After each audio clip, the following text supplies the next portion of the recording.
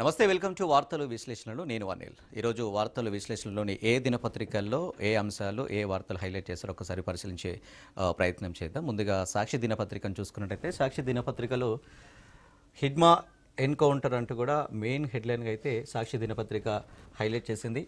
ఏపీలోని మారేడుమిల్లి అడవుల్లో భద్రతా దళాల ఎదురు కాల్పులో మోస్ట్ వాంటెడ్ మృతి అంటూ కూడా ఒక వార్తనైతే సాక్షి దినపత్రిక హైలైట్ చేసింది. ఇక హిడ్మా భార్య రాజే మరో నలుగురు మావోయిస్టులు కూడా అల్లూరు జిల్లా నెల్లూరు ఇజలూరు మధ్య తెల్లవారుజామున ఎదురు కాల్పులు. తప్పించుకున్న మరికొందరి కోసం ముమ్మరంగా కొనసాగుతున్న వేట. నిఘా వర్గాల పక్క సమాచారంతో గురిపెట్టిన పోలీసు బలగాలు. ఎన్కౌంటర్ బూటకమని పౌర హక్కుల సంఘం ఆరోపణ.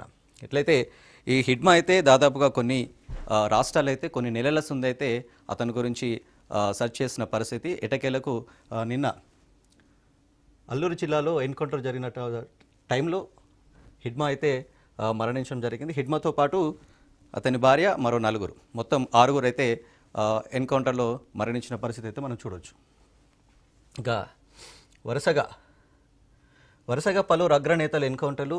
లొంగుబాట్లతో విలువెల్లాడుతున్న మావోయిస్టులకు కోలుకోలేని భారీ ఎదురు దెబ్బ తగిలింది. ఇక రంపచోడవరం అడవుల్లో జరిగిన భారీ ఎన్కౌంటర్లో మోస్ట్ వాంటెడ్ మావోయిస్ట్ గెరిల్లా దాడుల వ్యూహకర్తగా మడవి హిడ్మా మృతి చెందినట్లు పోలీసు ఉన్నతాధికారులు అయితే ప్రకటించారు. ఇక మావోయిస్టు కేంద్ర కమిటీ సభ్యుడు, people's liberation guerrilla army commander, Dandakaranya zonal committee commander and incharge హిడ్మాతో పాటు ఆయన భార్య మడకం రాజే అలియాస్ రాజక్క కూడా మరో 4 మావోయిస్టులు మృతి చెందిన పరిస్థితి అయితే మనం చూడొచ్చు.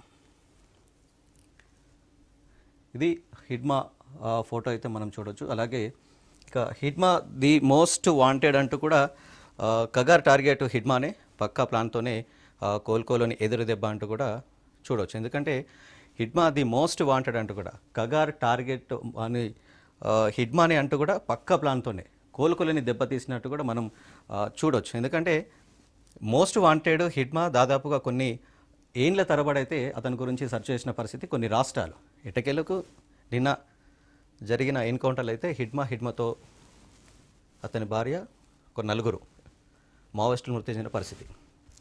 ఇక 50 మంది మావోయిస్టుల అరెస్ట్. బెజవాడ కానులో 28, ఏలూరులో 15, సామర్లకోట సమీపంలో 2, ప్రసాదంపాడులో మరో 4, గన్నవరంలో 1. ఎక్కడికక్కడ వారున్న భవనాలను చుట్టుముట్టి పట్టుకున్న పోలీసులు. ఎలాంటి ప్రతిఘటన లేకుండానే లొంగిపోయిన వనం. అందరూ హిడ్మా బృందా సభ్యులే అంటున్న పోలీసులు. దాదాపుగా అయితే 50 మంది మావోయిస్టులు అరెస్టు చేసిన పరిస్థితి. వీళ్ళందరూ కలిసి హిడ్మాకు సంబంధించిన సభ్యులే, ఆ బృంద సభ్యులే అని పోలీసులు కూడా వెల్లడించిన పరిస్థితి కూడా చూడొచ్చు. ఇక మరో వార్త చూస్తున్నట్టయితే 2015 గ్రూప్ 2 రద్దు అంటూ కూడా ఒక వార్తను సాక్షి దినపత్రిక అయితే హైలైట్ చేసింది. ఇక 10 ఏళ్ల క్రితం నాటి నోటిఫికేషన్ ఫలితాలు చెల్లవన్న హైకోర్టు. 1033 పోస్టులకు ఎంపికైన వారి జాబితాను రద్దు చేస్తూ సంచలన తీర్పిచ్చింది హైకోర్టు. ఇంకా దాదాపు 2015 గ్రూప్ 2 నాటి రద్దు చేస్తూ హైకోర్టు అయితే ఒక నోటిఫికేషన్ అయితే రిలీజ్ చేసింది. దాన్ని సాక్షి దినపత్రికలో మనం చూడొచ్చు. ఇక ట్యాంపరింగ్ చేసిన వారిని కూడా ఉద్యోగాలకు ఎలా ఎంపిక చేస్తారని కూడా ప్రశ్న. హైకోర్టు సాంకేతిక కమిటీ సిఫారసులను పాటించలేదని వ్యాఖ్య. మళ్ళీ మూల్యాంకనం చేసి ఫలితాలు వెల్లడించారని స్పష్టీకరణ. 8 వారాల్లో ప్రక్రియ పూర్తి చేయాలని టీజీపీఎస్కి హైకోర్టు అయితే ఆదేశం జారీ చేసింది. ఎందుకంటే ట్యాంపరింగ్ చేసిన వారిని కూడా ఉద్యోగాలకు ఎలా ఎంపిక చేస్తారంటూ కూడా హైకోర్టు ఒక ప్రశ్ననైతే లేవనెత్తింది. ఎందుకంటే ఈ 2015 గ్రూప్ 2 ఏదైతే ఉందో దానికి సంబంధించిన దాంట్లో ట్యాంపరింగ్ జరిగింది. ట్యాంపరింగ్ జరిగిన వాళ్ళు ఉద్యోగాలకు ఎలా ఎన్నిక చేస్తారంటూ కూడా హైకోర్టు అయితే ఒక ప్రశ్న లేవనెత్తించింది. ఇక హైకోర్టు సాంకేతిక కమిటీ సిఫారసుల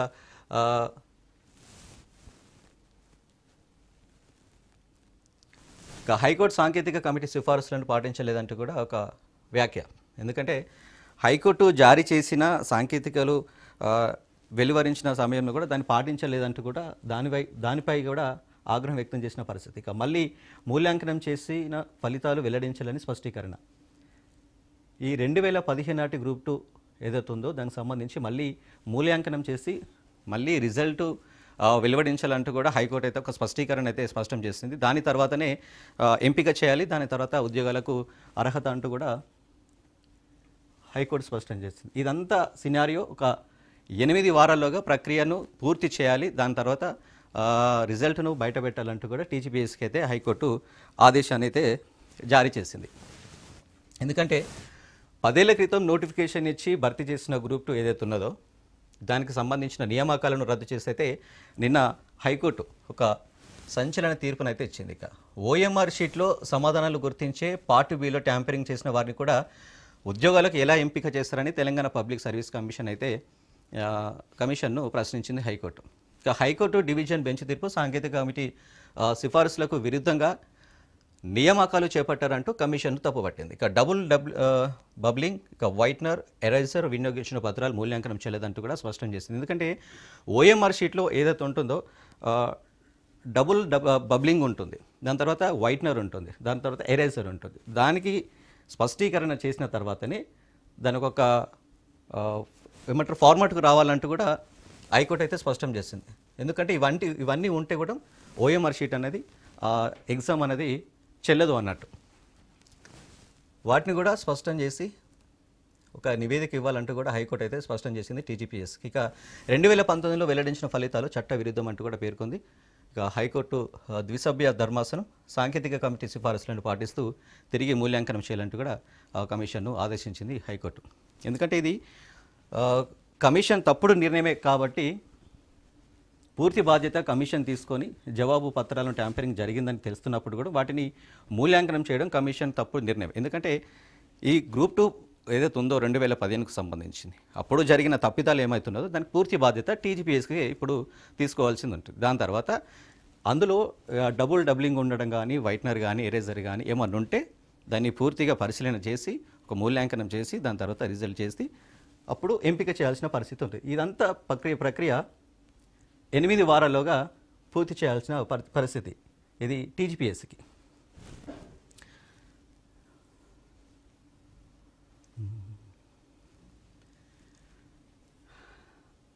రైట్. ఇక ఏఐ చెప్పేవన్నీ గుడ్డిగా నమ్మొద్దు, డేటాను విశ్లేషించి ఏఐ అందించే సమాధానాలను గుడ్డిగా నమ్మొద్దు అంటూ కూడా గూగుల్ సీఈఓ సుందర్ పిచాయ్ హెచ్చరించిన ఒక వార్తను అయితే మనం సాక్షిలో చూడొచ్చు. ఎందుకంటే ఇప్పుడు మనం తరచుగా చూస్తున్నాం సోషల్ మీడియాలో ఏఐ చేసే వీడియోలు కావచ్చు, ఒక వాయిస్ మెసేజ్ కావచ్చు, లేకపోతే ఇంకేదైనా సంబంధించిన ప్రక్రియ కావచ్చు, దానికి సంబంధించి ఏఐ చేసిందంత మాత్రం ఒక ఉద్దేశపూర్వకంగా చేసినటువంటి ఉంటాయి కాబట్టి దాన్ని మనం పరిగణలోకి తీసుకోవద్దు, వాటిని ఎట్టేకెళ్ళకు నమ్మొద్దు. దానివల్ల మనకు జరిగే ఏదైతే చెడు ప్రభావం ఉందో అది మన మీద పడే అవకాశం ఉంటుంది. దానివల్ల ఎక్కువ క్రైమ్స్ కావచ్చు, ఇంకేదైనా జరిగే అవకాశం ఉంటాయి కావచ్చు, వాటిని నమ్మొద్దంటూ కూడా మన గూగుల్ సీఈఓ ఎవరైతే ఉన్నారో సుందర్ పిచాయ్ హెచ్చరించారు. దానికి సంబంధించి కూడా ఒక వార్త సాక్షిలో చూడొచ్చు. ఇక ఎన్డీఏ పక్ష నేతగా నేడు నితీష్. ఇక బీహార్లో ఎన్డీఏ పార్టీల ముఖ్యమంత్రి నితీష్ కుమార్ను బుధవారం ఎన్డీఏ కూటమి నేతగా ఎన్నుకోనున్నారు. ఈరోజు మన జరిగిన బీహార్ ఎలక్షన్లకు సంబంధించి అయితే మన బీజేపీ పార్టీ అయితే ఒక భారీగా గెలిచింది. దాంట్లో నితీష్ కుమారు ముఖ్యమంత్రిగా ఈరోజు కూటమి నేతగా ఎన్నుకోనున్నాయి. రేపు ప్రమాణ స్వీకారం చేసే అవకాశాలు కూడా కనిపిస్తున్నాయి. దానికి సంబంధించి కూడా నితీష్ కుమార్ని ఈరోజు ముఖ్యమంత్రిగా ఎన్నుకునే పరిస్థితి. ఇక ప్రజాస్వామ్యం కూని ప్రజాస్వామ్యాన్ని నాశనం చేసేందుకు ఓటర్ల జాబితా ప్రత్యేక సవరణ ముసుగులో ఈసీ కుట్ర పన్నిందంటూ కూడా కాంగ్రెస్ ఆరోపించింది. దానికి సంబంధించి ఒక వార్తను కూడా చూడొచ్చు. ఇక సుప్రీం తీర్పు రికాల్ అంటూ కూడా మరో వార్తను చూడొచ్చు. పర్యావరణ నిబంధనలు ఉల్లంఘించిన ప్రాజెక్టులకు పాత తేదీ నుంచి అనుమతులు ఇవ్వద్దన్న తీర్పును సుప్రీం వెనక్కి తీసుకుంది.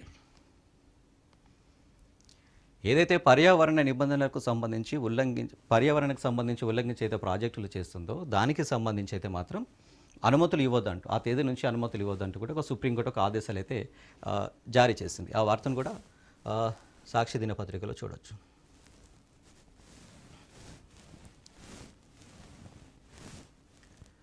రైట్. ఏ పేరుతో వచ్చినా బనక చెల్లను అడ్డుకోండి అంటూ కూడా ఒక మరో వార్త చూడొచ్చు సాక్షిలో. ఎందుకంటే గోదావరి వరద జలాల మళ్లింపు చట్టవిరుద్ధం, ఏపీ ప్రాజెక్టుతో తెలంగాణ ప్రయోజనాలకు తీవ్ర విఘాతం, కేంద్ర జలశక్తి శాఖ మంత్రికి రాష్ట్ర మంత్రి ఉత్తమ్ వినతి. ఇక ఆల్మట్టి ఎత్తు పెంపును భూసేకరణను అడ్డుకోవాలంటూ కూడా అభ్యర్థన. అంటే ఏ పేరుతో వచ్చినా దాదాపుగా ఇప్పుడు వేరే వేరే పేర్లతోటి బనకచెల్లను అడ్డుకోవడానికి కూడా బనకచెల్లను చేయడానికి కూడా వస్తూ ఉన్న పరిస్థితి కనిపిస్తుంది. కాబట్టి దాన్ని కూడా ఏ పేరుతో వచ్చినా బనకచెల్లను అడ్డుకోండి అంటూ కూడా మంత్రి ఉత్తమ్ కుమార్ రెడ్డి అయితే చెప్పిన వార్తనైతే చూడొచ్చు. కేంద్ర మంత్రి సిఆర్ పాటిల్కు పుష్పగుచ్చం అందిస్తున్న మంత్రి ఉత్తమ్ కుమార్ రెడ్డి. దానికి సంబంధించి ఏపీ ప్రాజెక్టు తెలంగాణ ప్రయోజనాలకు తీవ్ర విఘాతం అంటూ కూడా ఒక తీవ్ర విఘాతం ఉంటుంది. దానికి సంబంధించి కూడా ఉత్తమ్ కుమార్ చెప్పిన వార్త. గోదావరి వరద జలాల ఆధారంగా ఆంధ్రప్రదేశ్ చేపడుతున్న పోలవరం బనకచర్ల లింక్ ప్రాజెక్టును అడ్డుకోవాలంటూ కూడా రాష్ట్ర నీటిపారుదల శాఖ మంత్రి ఉత్తమ్ కుమార్ రెడ్డి మరోమారు కేంద్ర జలశక్తి శాఖ మంత్రి సిఆర్ పాటిల్ను కోరిన వార్త సాక్షి దినపత్రికలో చూడవచ్చు. రైతులు చావొద్దు, ప్రభుత్వాలను చావగొట్టాలంటూ కూడా మరో వార్త సాక్షి హైలైట్ చేసింది. ఎందుకంటే నిన్న రైతుకు జరిగిన పంట నష్టంకు సంబంధించి ప్రభుత్వం పట్టించుకోవట్లేదంటూ కూడా నిన్న బీఆర్ఎస్ రాష్ట్ర వ్యాప్తంగా ఆందోళన చేపట్టిన పరిస్థితి మనం చూస్తాం. నిన్న వరంగల్లో హరీష్ రావు పర్యటించారు. అలాగే ఇక్కడ ఆదిలాబాద్లో బీఆర్ఎస్ వర్కింగ్ ప్రెసిడెంట్ కేటీఆర్ పర్యటించారు. దానికి సంబంధించి రైతుల దగ్గర పంట నష్టం ఏ విధంగా జరిగింది, పత్తి కొనుగోలు ఎందుకు చేయట్లేదు, దానికి సంబంధించి కూడా రైతులను సమస్యలను అడిగి తెలుసుకున్నారు. దాంతోపాటు హరీష్ రావు ఎనమాముల మార్కెట్ను కూడా సందర్శించి అక్కడ ఏ విధంగా జరుగుతుంది, ఓట్ల కొనుగోలు ఏ విధంగా జరుగుతుంది, ఎంతవరకు అధికారులు స్పందిస్తున్నారు, రైతులకు ఎంత మేర గిట్టుబాటు ధర చేస్తున్నారు అనే దానిపై ఆరా తీశారు. దానికి సంబంధించి కూడా మనం చూసాం. ఇంకా కిసాన్ యాప్ను రద్దు చేయాలి, వర్షాలకు పత్తి పంట నష్టపోయిన రైతులకు ఎకరానికి 20,000 పరిహారం ఇవ్వాలి, రైతు సమస్యలపై చర్చించేందుకు రాష్ట్ర ప్రభుత్వం కేంద్రం వద్దకు అఖిల పక్షాన్ని తీసుకువెళ్లాలంటూ కూడా నిన్న మాజీ మంత్రి హరీష్ రావు అలాగే కేటీఆర్ రాష్ట్ర ప్రభుత్వాన్ని ఇటు కేంద్రాన్ని నిలదీసిన పరిస్థితి కూడా మనం చూసాం. ఇంకా BRS working president KTR demand Adilabad బయాంసాలో మార్కెట్ యార్డుల సందర్శన, రైతులతో ముఖాముఖి. ఇక రైతులు ఎవరు ఆత్మహత్యలు చేసుకోవద్దని, సమస్యల పరిష్కారం కోసం కేంద్ర రాష్ట్ర ప్రభుత్వాలను చావగొట్టాలని బీఆర్ఎస్ వర్కింగ్ ప్రెసిడెంట్ కేటీఆర్ అయితే పిలుపునిచ్చారు. ఇక నిర్మల్ జిల్లా బయాంసా పట్టణంలోని వ్యవసాయ మార్కెట్ యార్డుతో పాటు ఆదిలాబాద్ వ్యవసాయ మార్కెట్ యార్డును మంగళవారం నిన్న ఆయన పరిశీలించారు. ఆయా ప్రాంతాల్లో రైతు సమస్యలను అడిగి కూడా తెలుసుకున్నారు. సందర్భంగా ఆయన మాట్లాడుతూ కిసాన్ యాప్తో పాటు సోయా కొనుగోలుకు అంటూ కూడా ఒక వార్తను మనం నిన్న కేటీఆర్ చేసిన వ్యాఖ్యలకు సంబంధించి అయితే చూసాం. దానికి సంబంధించి సాక్షి కూడా ప్రచురించింది. ఇక ఓవర్లోడ్ పట్టదా అంటూ కూడా తీరు మారదా అంటూ ఒక వార్తను కూడా చూడొచ్చు. ఇక చేవెళ్ల దుర్ఘటన తర్వాత కూడా మారని అధికారుల తీరు. ఇక ఇసుక రీచ్లు క్రషర్లలో యథేచ్ఛగా ఓవర్లోడింగ్, గనుల శాఖపై ప్రభుత్వానికి రవాణా శాఖ ఫిర్యాదు.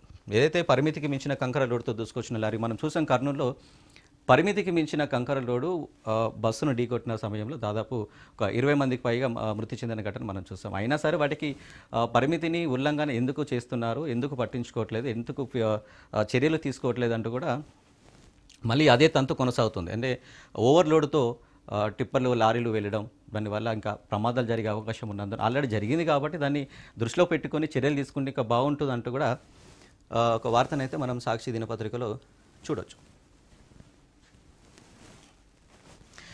కన్నవారి తలుపులో కన్నీటి సుడులు, పాదబస్తులో బరువెక్కిన హృదయాలతో పరామర్శలు మనం చూసాం. మొన్న సౌదీలో దాదాపు హైదరాబాద్కు చెందిన దాదాపు ఒక 40-20 మందికి పైన ఒకే కుటుంబానికి చెందిన 18 మంది చనిపోవడం, అలాగే వేరే కుటుంబానికి చెందిన ఇంకో 14 మంది ఇలా చనిపోవడం మనం చూసాం. అక్కడ మక్కాకు వెళ్ళిన పరిస్థితి చూసి ఇక కడసారి చూసేందుకు మదీనాకు 34 మంది బాధిత కుటుంబ సభ్యులు, 4 అధికారులు ఇప్పటికే అక్కడికి చేరుకున్న మంత్రి అజహర్, ఇక ఎమ్మెల్యే మాజేద్. ఇక DNA టెస్టుల అనంతరం మదీనాలోనే మృతదేహాల గమనం అంటూ కూడా ఒక వార్తను మనం చూడొచ్చు. ఇక ఆత్మాహుతి దాడే అంటూ కూడా ఉమర్ నిన్న ఒక సెల్ఫీ వీడియోతో మనం చూసాం. అది దానికి సంబంధించి ఇక పేలుడు పదార్థాలు తరలిస్తుంటే పొరపాటున పేలిందని ఊహాగానాలు, పటాపంచలు, ఉద్దేశపూర్వకంగా ఉమర్ ఆత్మాహుతి బాంబర్గా మారినట్టు ఆధారాలు లభ్యం. సెల్ఫీ వీడియోలో విస్మయకర విషయాలు. ఇక ఇస్లాంలో ఆత్మహత్యను పాపమని పేర్కొన్న తనది మాత్రం బలిదాన ఆపరేషన్ అంటూ కూడా సమర్థనం. ఇక 10 రోజుల NIA కస్టడీకి ఢిల్లీ పేలుడు కుట్రదారు జసీర్. ఇక అల్ ఫలాహ్ యూనివర్సిటీలో ఈడీ ముమ్మర సోదాలు.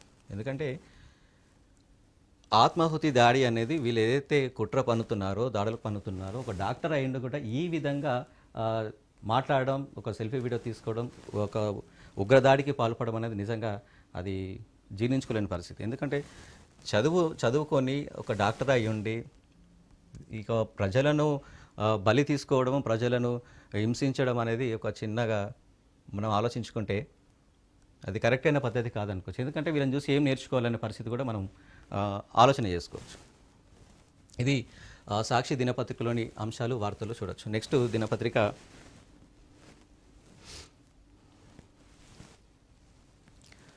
నమస్తే తెలంగాణ.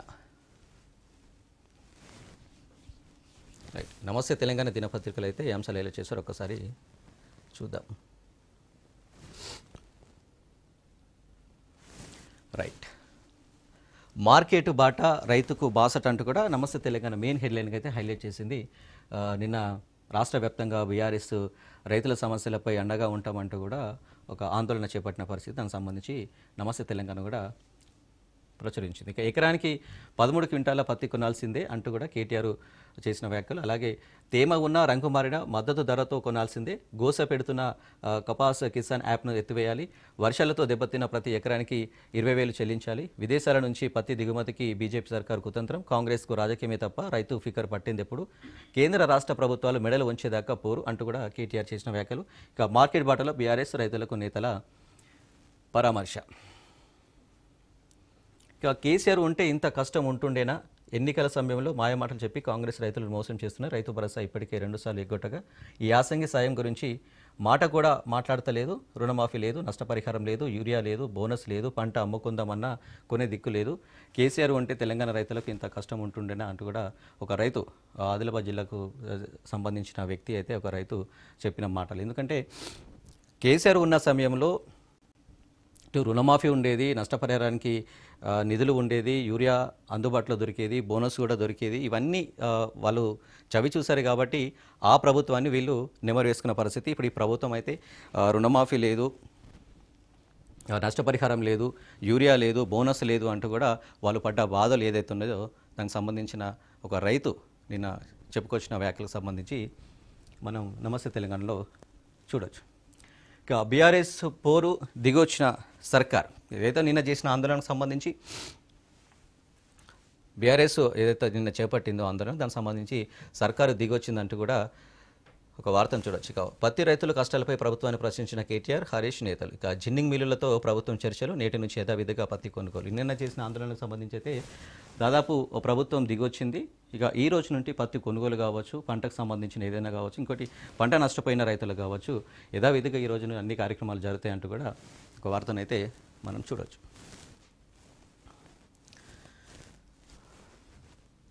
ఇక అన్నదాత నుంచి కొన్నది కొంతే. ఇక నత్తనడకన సాగుతున్న ధాన్యం కొనుగోళ్లు. ఇక 80 లక్షల టన్నుల లక్ష్యం పెట్టుకున్న సర్కారు. ఇప్పటి వరకు కొన్న వడ్లు 15 లక్షల టన్నులే. రైతులకు 2,000 కోట్లకు పైగా పెండింగ్. క్షేత్రస్థాయిలో కొనుగోలుపై ప్రభుత్వం తీవ్ర నిర్లక్ష్యం అంటూ కూడా వరంగల్ జిల్లాలో పత్తి పంట నష్టపోయిన రైతులకు సంబంధించి అయితే ఒక వార్త చూడొచ్చు. ఇక ఒకవైపు కొనుగోలు కేంద్రాలు లేవు, ఉన్న చోట్ల కొనుగోలు లేవు, సర్కారు నిర్లక్ష్యంతో రైతులు వడ్ల రాసి ముందు పడిగాపులు పడుతున్నారు. ఈ సీజన్లో 80 లక్షల టన్నుల ధాన్యం సేకరిస్తామన్న రేవంత్, సర్కారు ఇప్పటివరకు కొన్నది కేవలం 15 లక్షల టన్నులు. ఎందుకంటే ఈ సీజన్లో దాదాపు 80 లక్షల టన్నులు పంటను మేము కొంటామంటూ కూడా రేవంత్ రెడ్డి సర్కారు చెప్పిన మాటలైతే మనం చూసాం. కానీ కేవలం 15 లక్షల టన్నులు ఇప్పటివరకు అయితే కొన్న సిచ్యువేషన్ అయితే కనిపిస్తుంది. ఇంకా మిగతా రైతుల బాధ వర్ణనాతీతం అని చెప్పుకోవచ్చు. ఎందుకంటే పంట మొన్న అకాల వర్షానికైతే ఇటు పత్తి నష్టపోవడం, ఇటు వరి నష్టపోవడం, దాదాపుగా రైతులకైతే తీవ్రంగా నష్టం వాటిల్లింది. ఇక దానికి సంబంధించి ప్రభుత్వం ఏ విధంగా స్పందిస్తుంది, ఏ విధంగా వాళ్ళకు న్యాయం చేస్తుంది, ఏ విధంగా కొనుగోలు చేస్తున్నది ఈ రోజు నుంచి మనం చూడాల్సిన పరిస్థితి ఉంది. రైట్, కొర్రీలపై సోయా రైతులకు కన్నెర, నాణ్యత లేదని 2 లారీలు వాపస్, కొనుగోలు ఆపేసిన నిర్వాహకులు. తూకం వేసినాక ఎట్లా తిప్పి పంపుతారో నిర్మల్ జిల్లాలో రైతుల ధర్నా. ఇక సోయా పంటకు సంబంధించి అయితే రైతులకు ఇది నాణ్యత లేదు అంటూ కూడా దాదాపు ఒక 2 లారీలను రిటర్న్ పంపిన పరిస్థితి కూడా. దానికి సంబంధించి ఇక్కడ మన నిర్మల్ జిల్లాలో ఒక రైతులకు జరిగిన తతంగం ఇదంతా. దానికి సంబంధించి నిర్మల్ జిల్లాలో రైతులు కూడా ధర్నా చేసిన సిచ్యువేషన్ కూడా నిన్న. రైట్, ఇక పార్టీ కోట మెలిక, బీసీలకు దోగా అంటూ కూడా మరో వార్తనైతే నమస్తే తెలంగాణలో చూడొచ్చు. ఇక 42% బీసీ రిజర్వేషన్ల హామీకి మరోసారి సర్కారు తూట్లు. పంచాయతీ ఎన్నికల్లో పార్టీ పరంగా కోట అమలుపై డ్రామా. పార్టీ గుర్తులపై జరగని ఎన్నికలకు పార్టీ కోట అంటూ బిల్డప్. కాంగ్రెస్ పార్టీ టికెట్ల కోటాపై క్యాబినెట్లో తీర్మానం ఎందుకు ప్రశ్నిస్తున్న బీసీ సంఘాలు. కాంగ్రెస్ సర్కారు దగాపై ఆగ్రహం. ఏదైతే 42% బీసీ రిజర్వేషన్లు ఏవైతే వివాదం ఉందో దానికి సంబంధించి మరోసారి హామీకి సర్కారు తూట్లు అంటూ కూడా.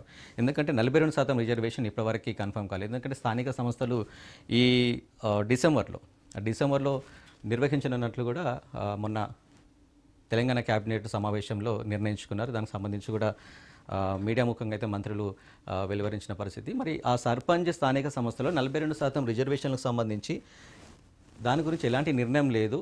దానివల్ల ఎలా ముందుకెళ్తారు, స్థానిక సంస్థలు ఎలా నిర్వహిస్తారు అనేది వేచి చూడాల్సిన పరిస్థితి.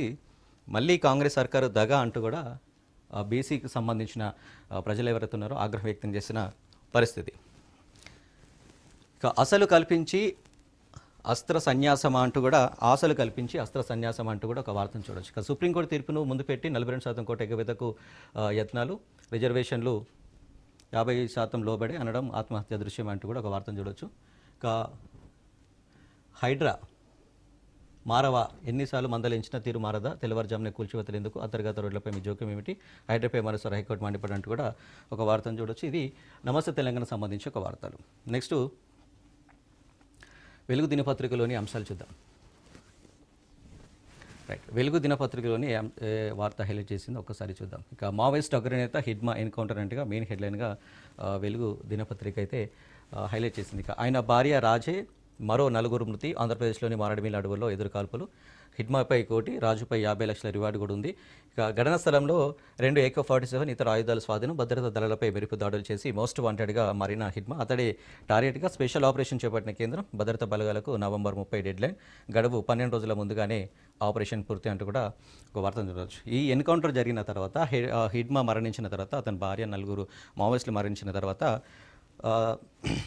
భద్రతా బలగాలకైతే నవంబర్ 30న డెడ్లైన్ విధించింది. గడువు అయితే 12 రోజుల ముందుగానే ఆపరేషన్ పూర్తి అంటూ కూడా ఒక వార్త మన నమస్తే తెలంగాణలో కూడా చూడొచ్చు. ఇక 2015 గ్రూప్ 2 ఫలితాలు రద్దు అంటూ కూడా చూడొచ్చు. మళ్ళీ వాల్యుయేషన్ చేయాలి, హైకోర్టు తీర్పు, టీజీపీఎస్సీ అధికార పరిధి దాటి వ్యవహరించింది, హైకోర్టు సాంకేతిక కమిటీ సిఫారసులు అమలు చేయాల్సిందే, 8 వారాల్లో ప్రక్రియ పూర్తి చేయాలని ఆదేశం. ఇప్పటికే విధుల్లో ఉన్న 1032 మంది ఉద్యోగులపై ఎఫెక్ట్ పడింది. ఎందుకంటే 2015 గ్రూప్ 2 సంబంధించింది అయితే అప్పటికి ఎంపిక చేసింది, ఉద్యోగాలు ఇచ్చింది. దానికి సంబంధించి దాదాపు 1032 మంది వాటిపై వాళ్ళపై ఎఫెక్ట్ పడే అవకాశం ఉంది. ఎందుకంటే అప్పుడు జరిగిన కొంచెం మూల్యాంకనం, వాల్యుయేషన్ తప్పిదం వల్ల 1032 మందికి అయితే ఇచ్చింది. దానికి సంబంధించి అయితే ఒక వార్తనైతే చూడొచ్చు. హైదరాబాద్ అభివృద్ధికి కేంద్రం సహకరించాలంటూ కూడా మరో వార్త చూడొచ్చు. మెట్రో విస్తరణ, RRR, ఫ్యూచర్ సిటీ రేడియల్ రోడ్ల నిర్మాణానికి అనుమతి ఇవ్వాలంటూ సీఎం రేవంత్ చేసిన వ్యాఖ్యలకు సంబంధించి. రైట్, ఇక ఇవి వెలుగు దినపత్రికలోని అంశాలు. అలాగే మనం చూసాం సాక్షి, నమస్తే తెలంగాణ, వెలుగు దినపత్రికకు సంబంధించిన అంశాలు అయితే ఈరోజు విశ్లేషించాం. వార్తల విశ్లేషణలోని అంశాలు ఇవి. వార్తల విశ్లేషణను చూస్తూనే ఉండండి రాజ్ న్యూస్.